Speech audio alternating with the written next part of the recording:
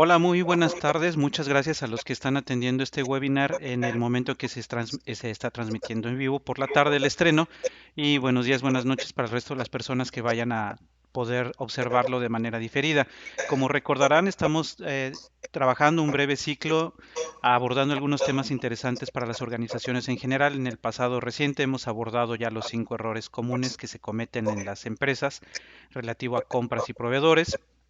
La anterior entrega fue en torno al manejo de sus proyectos y ahora nos vamos a tomar el tiempo para hablar también de uno de los temas más importantes para todas las organizaciones porque es justamente el medio a través del cual obtienen sus recursos. Por supuesto que estamos hablando de ventas. Nosotros nos vamos a enfocar principalmente en las ventas negocio a negocio, lo que se llama B2B. Esto no nos vamos a enfocar en venta a cliente final. Entonces, quiero hacer primero esta precisión porque seguramente algunos de ustedes deben estar pensando si tienen alguno de estos servicios o empresas que ya venden producto terminado a los consumidores finales, ese no va a ser el enfoque de nuestra conversación. El enfoque de nuestra conversación van a ser productos intermedios, principalmente consumidos entre empresas. Entonces, esa es la primera precisión que quería yo hacer. Lo segundo es darle la bienvenida a Miguel Monroy, que nos acompaña en este webinar, que nos ha muy generosamente cedido un espacio de su apretada agenda para estar con nosotros.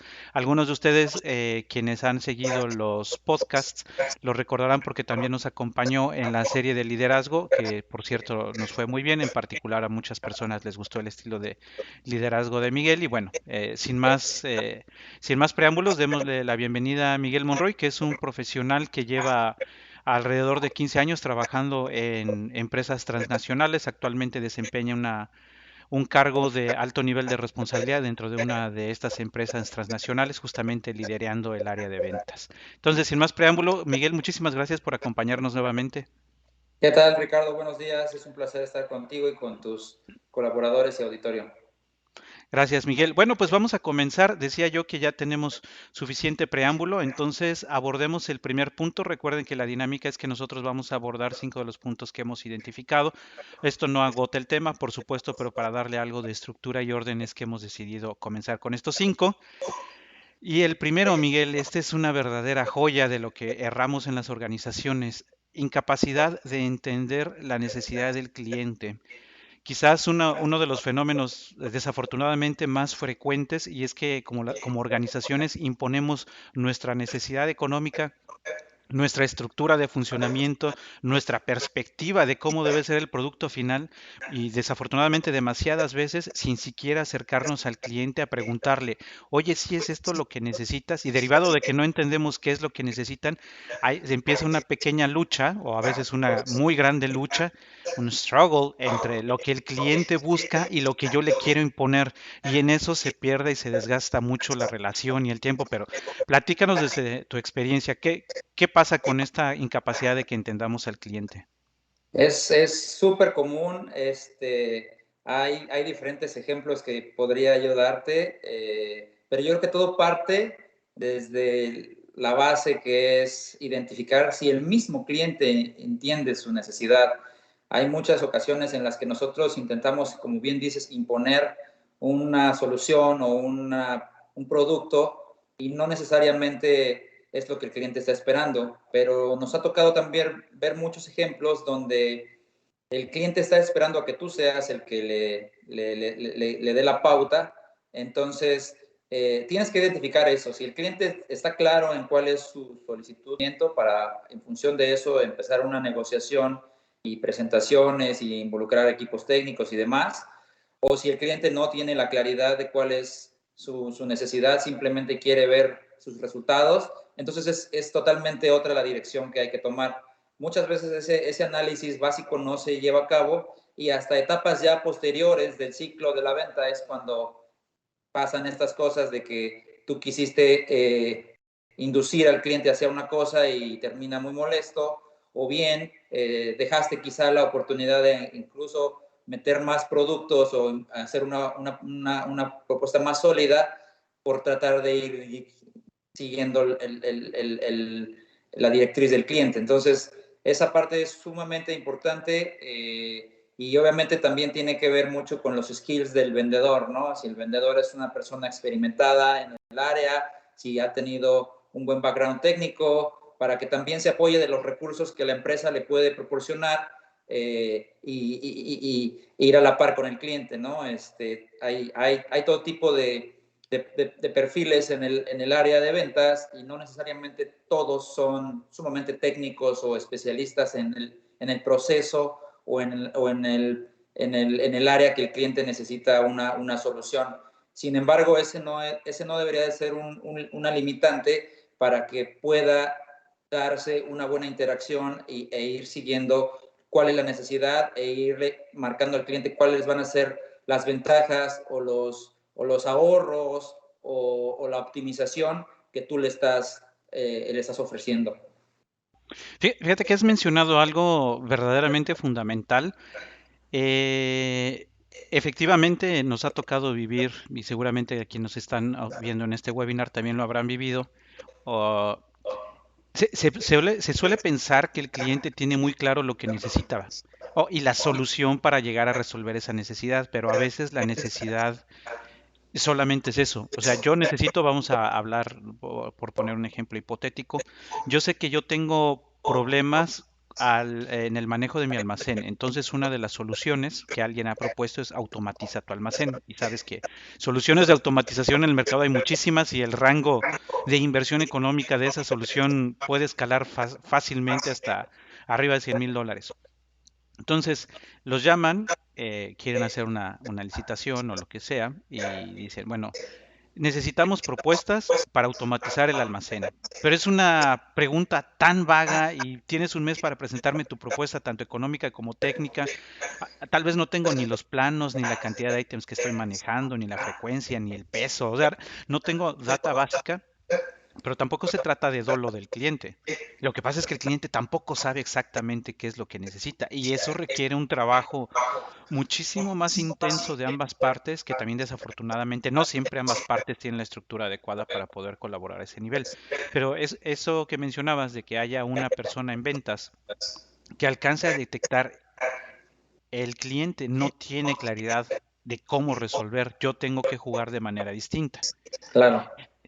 Ese tipo de ejemplos, fíjate que por un lado de parte del cliente creo que nos falta o nos ha faltado humildad para aceptar y pararnos frente a la gama de proveedores y decirle, honestamente, no sé cómo se va a resolver.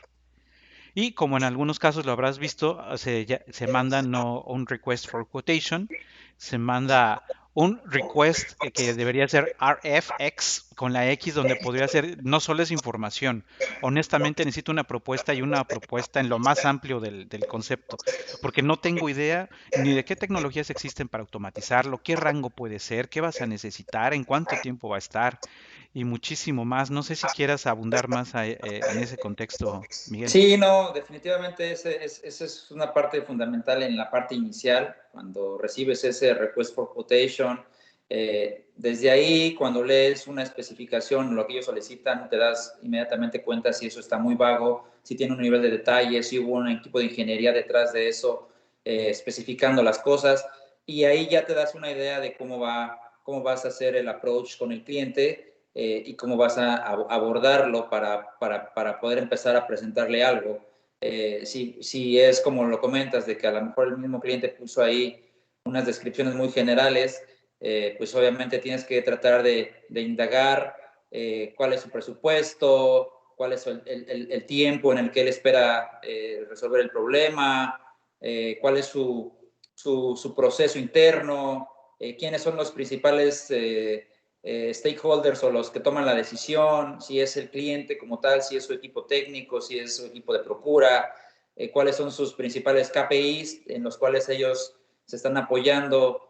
Pequeños detalles que con ciertas preguntas en la interacción puedes ir identificando y es así como regresas a oficina y empiezas a armar algo sólido que sobre todo le dé al cliente los puntos críticos que tú le estás resolviendo, que los va a poder identificar fácilmente y que vas a atraer su atención para poder empezar a llevar una negociación mucho más cercana. Que además, quizás para cerrar este primer punto, deberíamos decir que el no tomarse el tiempo de entender esta necesidad del cliente puede inclusive llegar a dañar la relación permanentemente. porque si tú te Claro, limitas a lo que me pediste, pero resulta que eso realmente no resolvía mi necesidad, y yo como cliente dije, pero si yo te llamé a ti porque eras el experto. Mi expectativa era que me corrigieras y me dijeras eso, no era lo que necesitaba. Entonces, ha habido más de una relación comercial que se ha dañado por una situación así.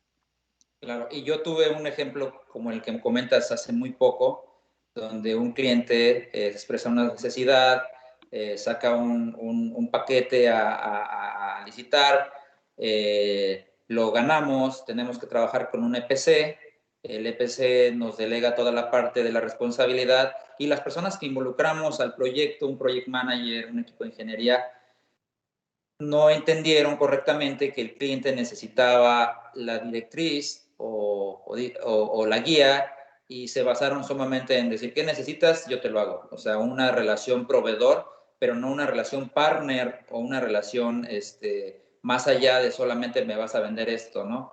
Entonces, fue un proceso que demoró mucho la venta, que desgastó, como bien dices, esa relación y que se tuvo que cambiar al project manager, se tuvo que cambiar a algunas personas para poder resanar, digamos, un poco el daño y concretar el proyecto, ¿no? Entonces, son detalles que a veces, como bien dices, se subestiman, pero pueden terminar en incluso que el cliente te saque del proyecto y meta otro proveedor si no tienes ese cuidado para manejar esos temas con esa sensibilidad, ¿no? Sí, sí, absolutamente. Bueno, vamos a avanzar hacia el siguiente tema. ¿Crees, pensando en que va a ser así como lo comentas, de que te llevas muy bien con una o dos personas del lado del cliente, sin haber investigado antes que tiene que pasar por más personas o cada persona se toma una semana o 2 semanas o entonces al final algo que tú esperabas en una semana termina pasando en 2 meses y te sacó la orden del cuartal y entonces si no tienes algo con qué compensar, pues ahí va de regreso para todos el golpe, ¿no? Y obviamente te llaman la atención en la gerencia y demás. Entonces, sumamente importante tener en cuenta, eso también se empieza a preguntar desde que estás teniendo la interacción con el cliente en el desarrollo de la solución, de la oferta, cuál es tu proceso interno, aproximadamente cuánto tiempo lleva, por cuántas ventanillas pasa, de dónde vienen los fondos, quién los aprueba, los tienes ya planeados para este año, están agarrando fondos de alguna otra partida.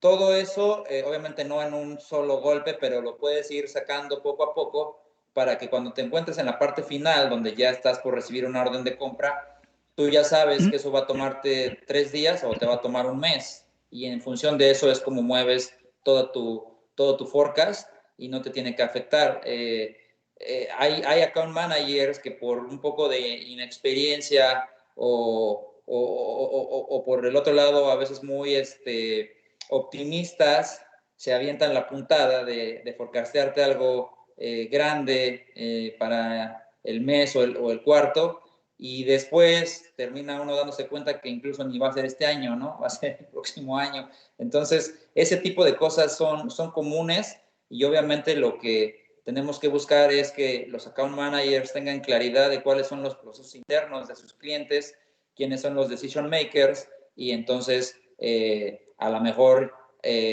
ir o internamente buscar cómo hacer la presión y no depender solamente de tu amigo el de compras o tu amigo el de la planta o esos ejemplos que mencionaste, ¿no? Pero fíjate que también ahí incide otro punto adicional.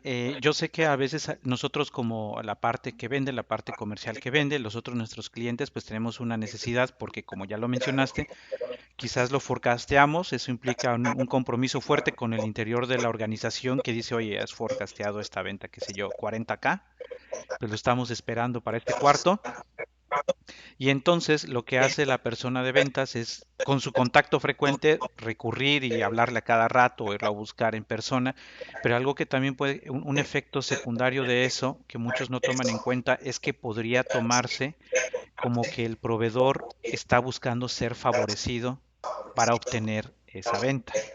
Al no conocer quién va a decidir, y dicen, es amigo, vamos a decir, del de compras, aunque es una decisión totalmente de ingeniería, está yendo tanto a compras que alguien de ingeniería se da cuenta y comienza a inferir que el proveedor está queriendo ganar la compra a través de un área que no es la seleccionada. Que quizás, o la intención no es mala, vaya, todos tenemos que pelear por el negocio, pero esta falta de pericia en cómo saber manejarlo puede tener una lectura que también puede resultar nociva. Y peor aún, Ricardo, ese ejemplo que mencionas es un grave riesgo, pero peor aún, el cliente puede identificar tu desesperación por conseguir la orden y entonces él puede empezar a jugar con esa desesperación para pedirte otro descuento, para pedirte que le agregues algo más al alcance y no se lo cargues al costo. O sea, es sumamente crítico el cómo esa presión que tú puedas hacer, si no la enfocas y tienes una buena estrategia, te juega en contra con eso que comentas de que metes presión hacia el cliente y a veces hasta pueden cambiar la decisión con tal de no verse como un compliance, digamos, o como un tema ahí de favorecimiento. Y por el otro lado también le das al cliente a entender que la necesitas y que si no llega te vas a meter en problemas y entonces o me das un descuento más o me agregas esto más al alcance.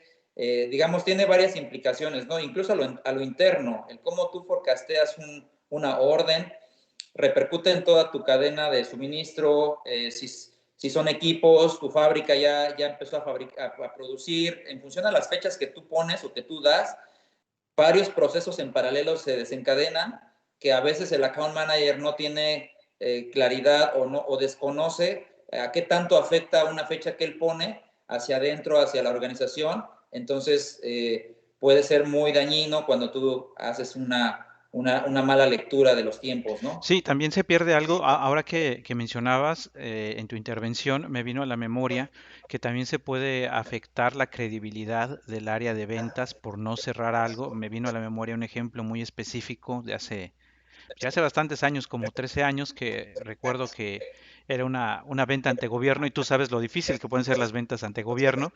Y yo recuerdo que cada vez que iban a reunión, ellos tenían reunión todos los jueves. Yo te puedo asegurar que tuvimos al menos 8 meses que todos los jueves regresaban diciéndonos que la orden de compra ya solo le faltaba una firma. O sea, nos echamos 8 meses esperando que esa firma llegara. Después de los 2 meses, ya todo el mundo se agarraba a broma al área de ventas. Ya venían regresando a Sí, la sí, junta sí. y todo el mundo, ¿qué? ¿Ya llegaron con la firma? ¿Ahora sí ya firmó o se tapó la pluma? Ah, es que llevaba tinta azul y es con tinta negra, ¿verdad? Y creo que tú cuando llevas un área y que el resto de la estructura te haga ese tipo de comentarios, para nosotros era divertido en el sentido de que, o sea, entre frustración y la forma que tenemos los mexicanos de tratar de reírnos de todo, pero que realmente tú lleves esa responsabilidad y la gente te haga ese tipo de bromas, habla de la poca credibilidad que ya tu función tiene, ¿no? Claro, claro, sí, la reputación se afecta totalmente internamente.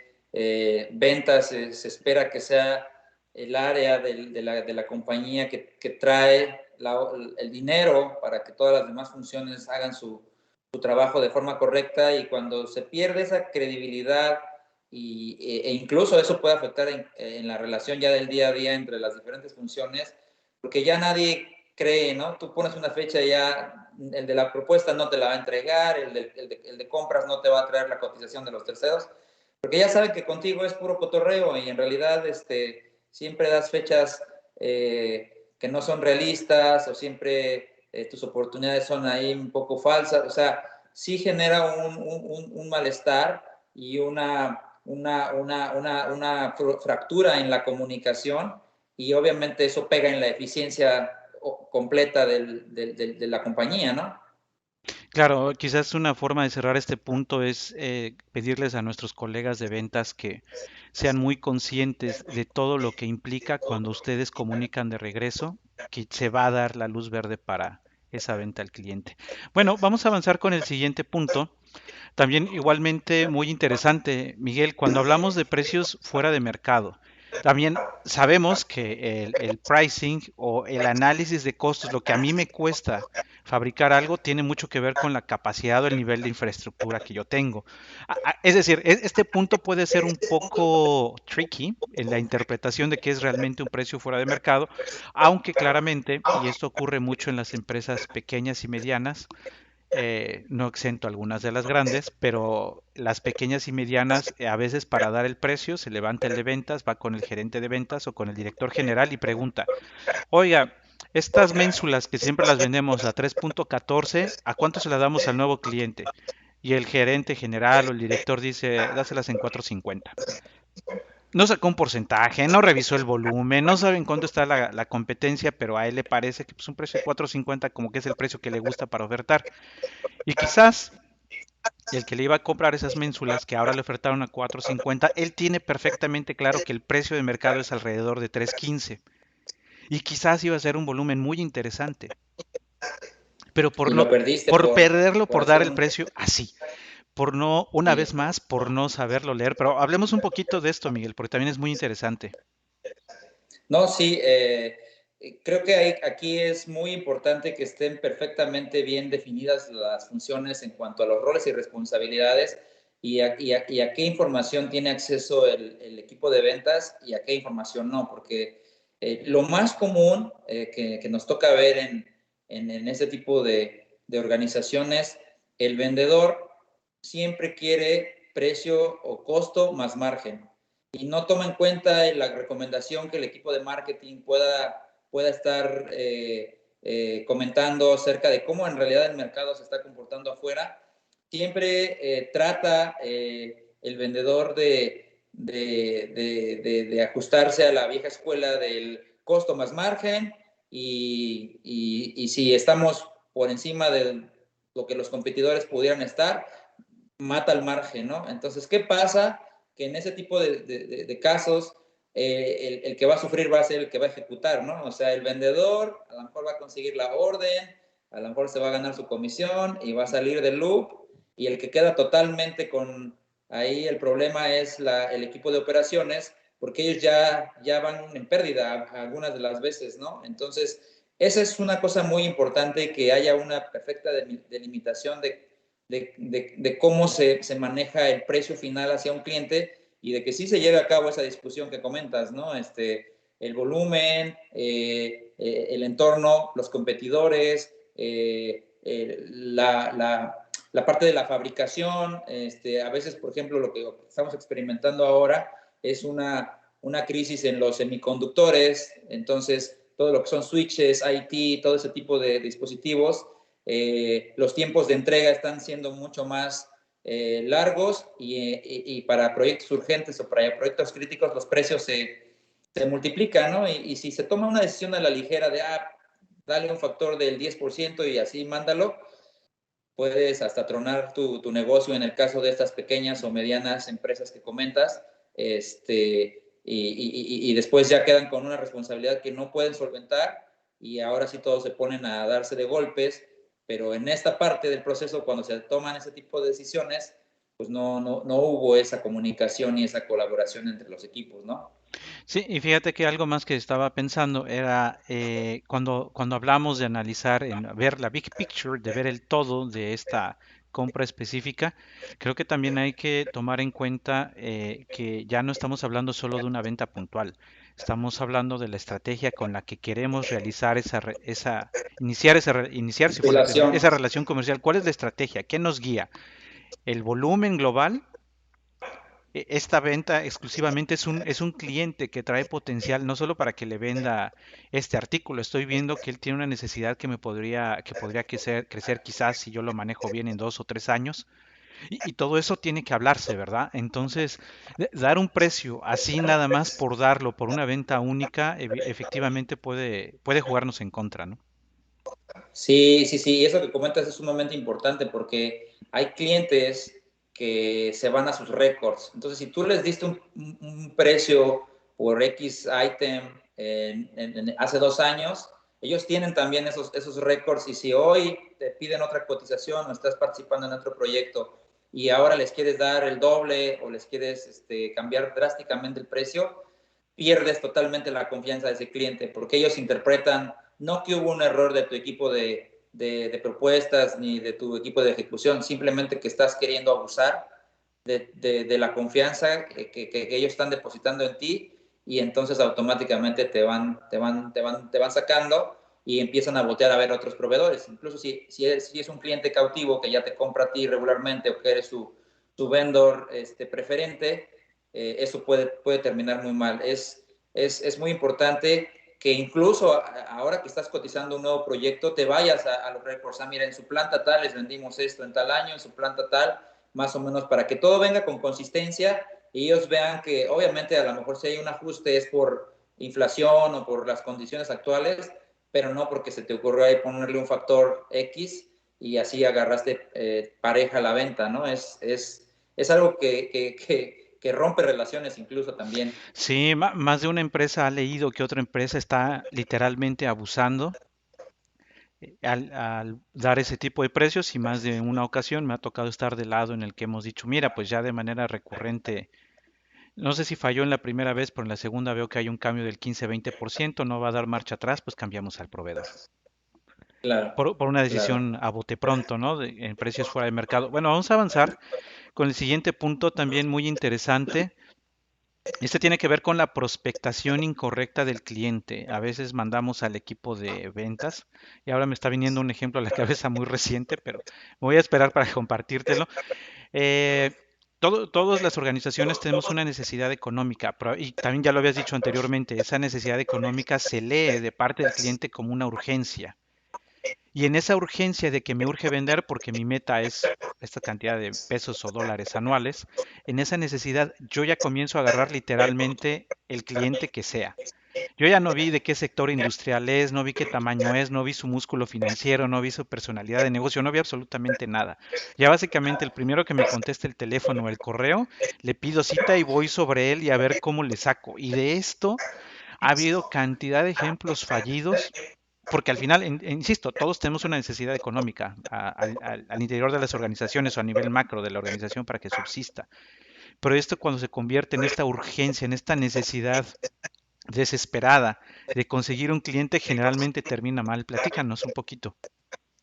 Sí, y eso no solamente tiene un impacto afuera con los clientes, también rompes muchas cosas internamente en tu organización, porque como comentábamos hace un rato, ¿no? Las funciones de soporte o los equipos que están ahí para darle apoyo al vendedor empiezan a recibir solicitudes de cotización para cualquier cosa, ¿no? Ya no hay como dices, ya no hay un orden, ya no hay una calificación del proyecto, es un proyecto que esperamos en X tiempo, es un proyecto que tenemos tasado en tal monto, ya es dame cotizaciones para todo.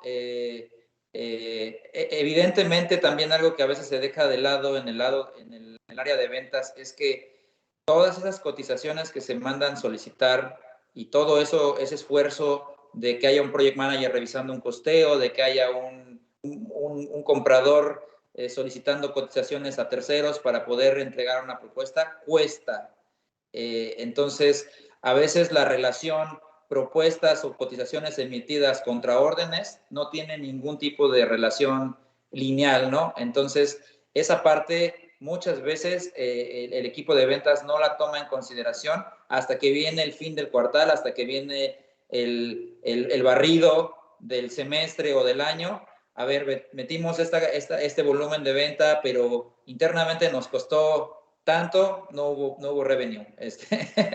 Básicamente salimos tablas o incluso a veces hasta hubo pérdida por esa mala planeación y mala prospectación del cliente o de tu lista de clientes y te fuiste a tirarle así al aire a ver si caía algún pato, pero te acabaste todas las balas, ¿no? Entonces es recurrente, ese tipo de behavior se identifican o se tienen que identificar por parte del management y tratar de implementar alguna acción correctiva, porque de otra manera es estar disparando a cualquier lado, no teniendo un plan, un objetivo y desgastando tanto afuera, quemas el logo de tu compañía porque ellos también lo identifican y hacia adentro también generaste un caos muy, muy grave y al final ni llegaste a la meta, ¿no? O ni llegaste a tu cuota.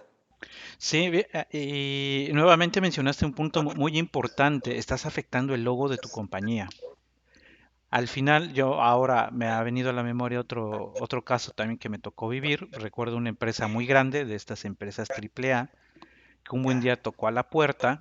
La empresa en la que yo trabajaba también era AAA, pero el producto en específico que estábamos buscando era un producto, pues, de baja complejidad. O sea, era un producto que se podía obtener en un mercado bastante menor en el que estos no jugaban.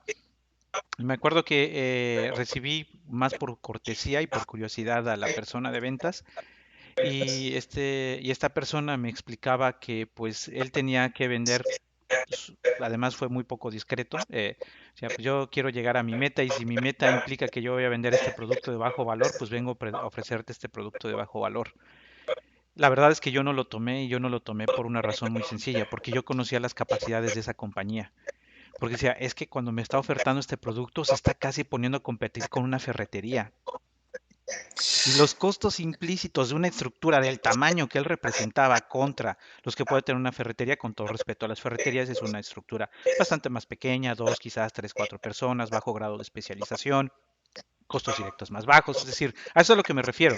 Entonces, yo decía, ¿cómo quieres competir siendo una transnacional donde inclusive todos tus vendedores tienen que ser bilingües, tienen que tener ciertos años de experiencia, compitiendo con esto que yo lo puedo conseguir rápidamente de una ferretería? Porque además son los que llamamos peanuts. Entonces, algo tan barato y de bajo recurrente que honestamente no voy a hacer un ejercicio económico para ver si ese 3 o 4% de diferencia me va a pegar, porque sé que no me va a pegar en el PBO anual, pero sí pasan y es un ejemplo Mucho pasa, reciente mucho, yo lo he visto mucho. y el daño al logo que le estás haciendo es importante porque tenemos, todos los que trabajamos en una organización, trabajamos sí para el propósito económico, pero además estamos cuidando el logo, porque el logo es el que vende, ¿no? Claro, claro, y lo estás llevando al suelo cuando te metes a querer cotizar ese tipo de proyectos, ¿no? Ese tipo de productos que, como bien dices, se consiguen ahí en cualquier otro lugar, mucho más fácil, sin tanta burocracia. Es absurdo, ¿no? Cuando te avientas la puntada de querer ir a perseguir ese tipo de oportunidades. Sí, quizás aquí el llamado sea para las personas dentro de las organizaciones que son responsables del equipo de ventas, de que tenemos que darles también dirección, ¿no? O sea, cuando te digo, tienes que cumplir con tu meta de ventas, pero hay que acotarle. Mira, dentro de estos márgenes, porque de otro modo es lo que hemos hablado a lo largo de este webinar. Le tiran para todos lados, se salen de margen, consiguen clientes que no son los adecuados y el costo interno, lo que bien has mencionado varias veces, al interior cuesta. Estoy utilizando recursos de la empresa, cuesta. Entonces, llamar a quien sea a quien se reporte en las áreas de ventas de cada empresa para que consideren esto, ¿no? Y aquí lo importante o lo que cobra mucha importancia es el CRM, ¿no? Y el management que tú puedas estarle haciendo a tu pipeline. O sea, si bien el vendedor tiene la libertad de poder ir a traer y a prospectar ciertas oportunidades, sí tiene que haber ciertos filtros, ¿no? Sí, en esas reuniones periódicas que el manager de ventas hace con los account managers de revisar el pipeline, tener una noción de cuáles son los alcances de cada proyecto y también a identificar, oye, quítalo, o sea, no vayas por esto, vas a ir a invertir tiempo, recursos y no vale la pena y nos va a jugar en contra. O sea, también en el desarrollo y en el manejo del pipeline y del funnel hay que tener una cierta estructura y hay que estarle dando mantenimiento y para eso nos sirve toda la gama de software que ahora hay de análisis de información, Tableau y demás, para poder también ir teniendo las tendencias de hacia dónde va tu equipo de ventas, qué necesitas hacer para reforzar y nutrir ese pipeline y qué cosas definitivamente tienes que eliminar de ahí, porque no te van a llevar a buen rumbo, sobre todo cuando tu AOP o tu número es alto. Ir a perder tiempo en esas oportunidades tan chiquitas o contra una ferretería, no van a mover la aguja, pero sí para nada, y estás totalmente quemando tu logo.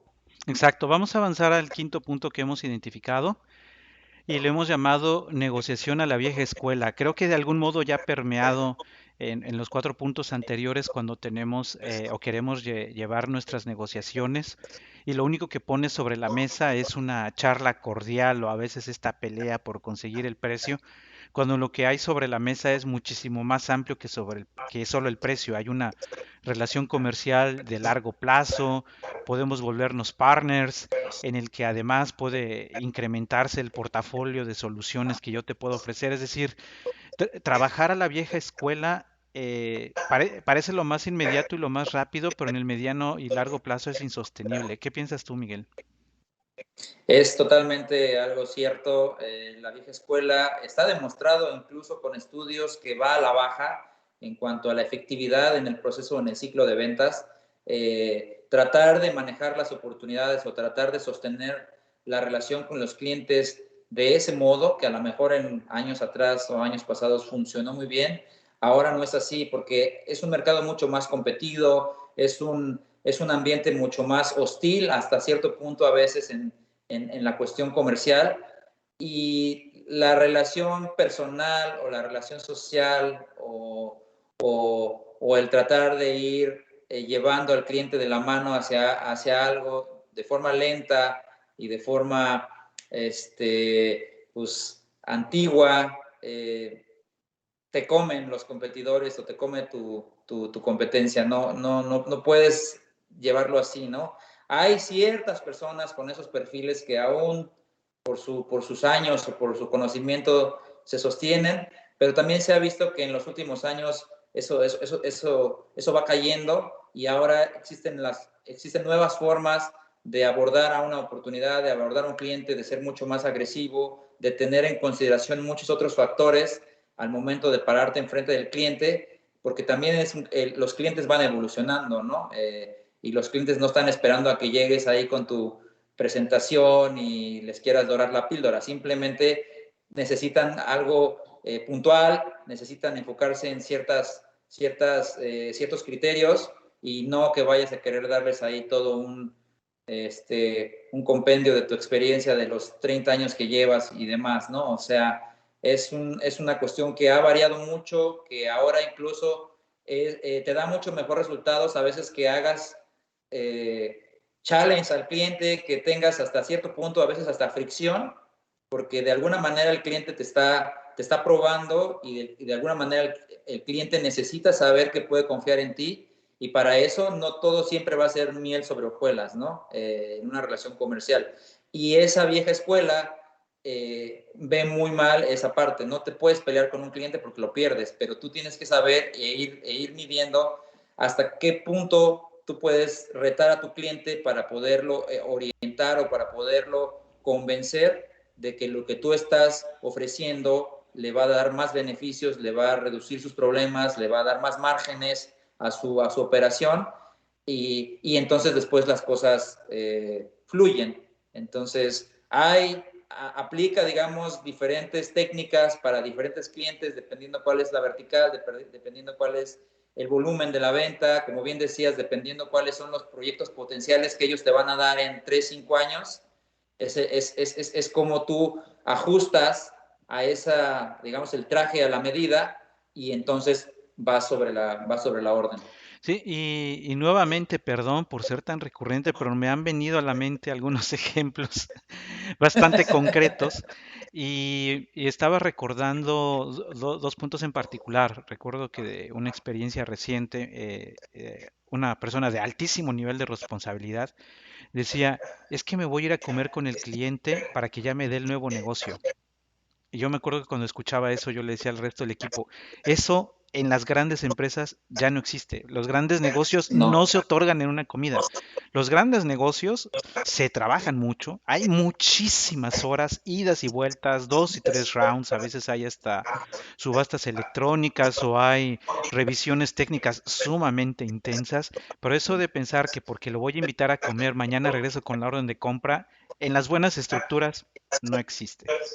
O sea, no, no, ya Ya no no. Te más. digo, eso fue antes, a lo mejor, eso tuvo su apogeo muy, a lo mejor muy cultural también en México, en algunos países de Latinoamérica, pero hay otras regiones en donde eso no te da ninguna ventaja contra tu competidor, ¿no? El tener una buena relación con un cliente y a lo mejor llevarte muy bien, incluso llegar al ámbito personal, no necesariamente te va a garantizar que tú vas a llevar cierta prioridad o preferencia al momento de tomar una Claro, decisión. Porque actualmente todo el mundo está viendo sus márgenes, está viendo sus reportes y lo que quieren es quedar bien parados en sus respectivas organizaciones. Y si tú no les vas a dar eso, aunque los lleves a comer, a cenar, los invites a un estadio de fútbol y todo ese tipo de actividades que a veces son muy comunes en el ámbito de ventas, no te va a reflejar la orden. claro. Y fíjate que justamente ahora que has hecho referencia a ese punto, que además también en algunas empresas es una violación al código de compliance,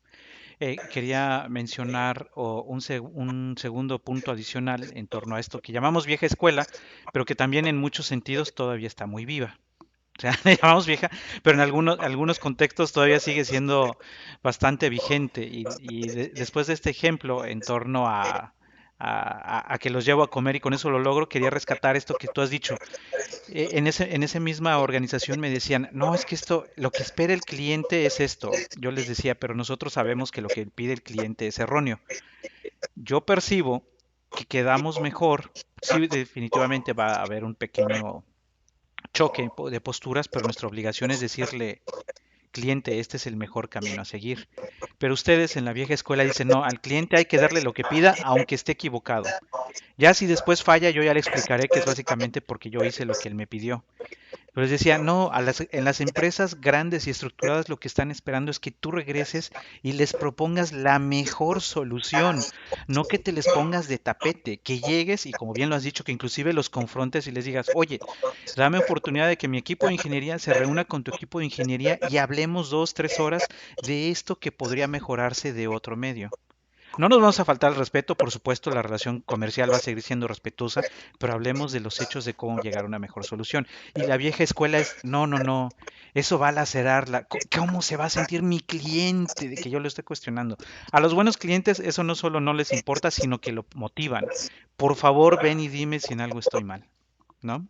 Claro, claro, claro. Y para eso, yo creo que es fundamental que tengas bien, o sea, vayas bien preparado a esas reuniones con los clientes, hayas analizado muy bien y si lo identificas como un cliente titubeante, como un cliente que no está convencido, tienes que ir con todo, a tratar de convencerlo. Si eso te va a representar una discusión, como bien decíamos hace un rato, no importa, ¿no?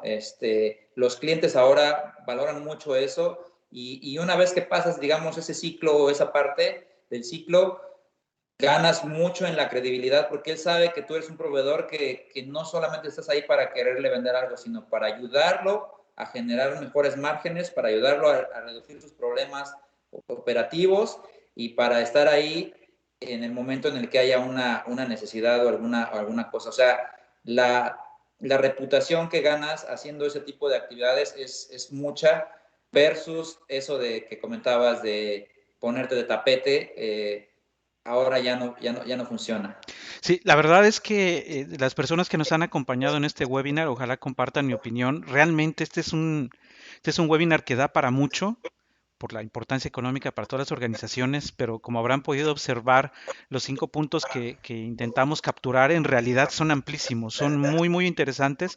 No aspiramos a verlos agotados, esperemos les haya resultado tan apasionante como me resultó a mí poder hablar de esto con alguien que afortunadamente, Miguel, como pueden observar, tiene una claridad de ideas y una forma muy, muy abierta de transmitir sus conceptos. Entonces, espero que todos los que nos acompañaron en este webinar hayan disfrutado así como nosotros en la preparación y haberlo podido transmitir para ustedes.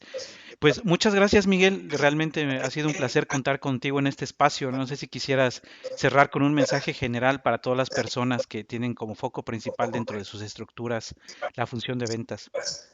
No, pues te agradezco mucho, Ricardo, la invitación. Ha sido una muy buena charla, como bien comentas, y a todas las personas que puedan estar viendo el webinar, traten de ir preparados a sus reuniones con sus clientes, traten de tener bien organizado su pipeline, traten de enfocarse en sus objetivos personales y en la organización y ir preparados, ¿no? Siempre creo que es una cuestión muy fundamental. A veces muchos confían en sus soft skills y la realidad es que también esa parte tiene un impacto positivo, pero ya no es un elemento clave para poder cerrar una venta, ¿no? Correcto. Bueno, pues muchísimas gracias a todos. Esperemos este webinar haya sido de utilidad y esperamos volver a encontrarnos en un espacio similar a este próximamente. Gracias y hasta pronto.